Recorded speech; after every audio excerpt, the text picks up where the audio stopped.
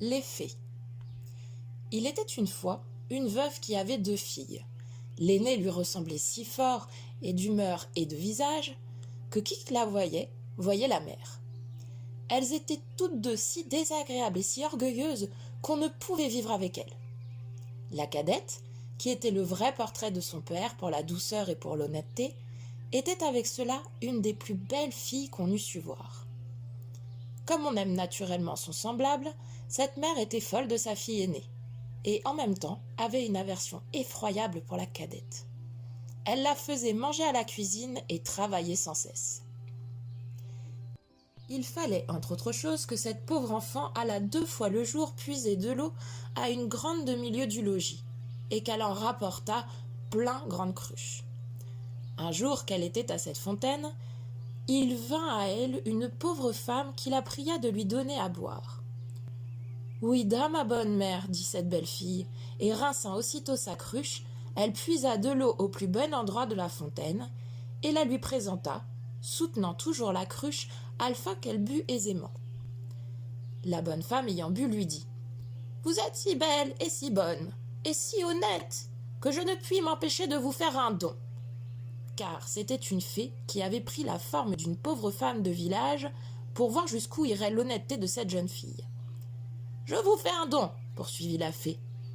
Qu'à cette parole vous direz, il vous sortira de la bouche ou une fleur ou une pierre précieuse. » Lorsque cette belle fille arriva au logis, sa mère la gronda de revenir si tard de la fontaine.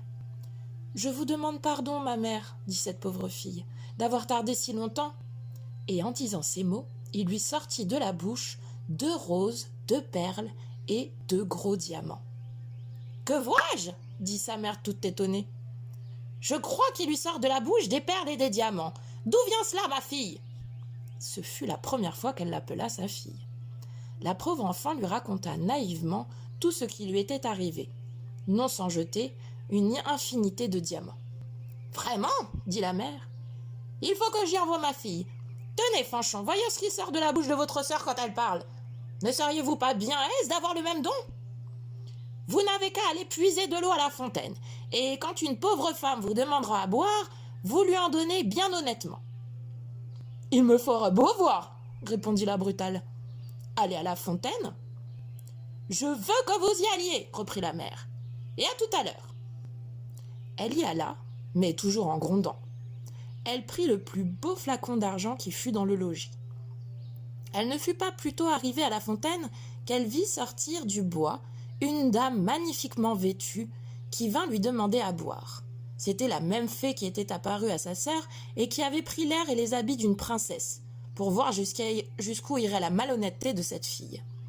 « Est-ce que je suis ici venue, lui dit cette brutale orgueilleuse, pour vous donner à boire ? J'ai justement apporté un flacon d'argent tout exprès pour donner à boire à madame. »« Je suis d'avis, buvez même si vous voulez. »« Vous n'êtes guère honnête, reprit la fée sans se mettre en colère. Eh bien, puisque vous y êtes si peu obligeante, je vous donne pour don qu'à chaque parole que vous direz, il sortira de la bouche un serpent ou un crapaud. » D'abord que sa mère l'aperçut, elle lui cria « Eh bien, ma fille !»« Eh bien, ma mère !» lui répondit la brutale, en jetant 2 vipères et 2 crapauds. « Oh, ciel !» s'écria la mère, « que vois-je là ? C'est sa sœur qui est en cause, elle me le paiera. » Et aussitôt, elle courut pour la battre. La pauvre enfant s'enfuit et alla se sauver dans la forêt prochaine. Le fils du roi, qui revenait de la chasse, la rencontra et, la voyant si belle, lui demanda ce qu'elle faisait là, toute seule, et ce qu'elle avait à pleurer. « Hélas, monsieur, c'est ma mère qui m'a chassée du logis. » Le fils du roi, qui vit sortir de sa bouche 5 ou 6 perles et autant de diamants, la pria de lui dire d'où cela lui venait. Elle lui conta toute son aventure. Le fils du roi, qui vit sortir de sa bouche 5 ou 6 perles et autant de diamants, la pria de lui dire d'où cela lui venait. Elle lui conta toute son aventure.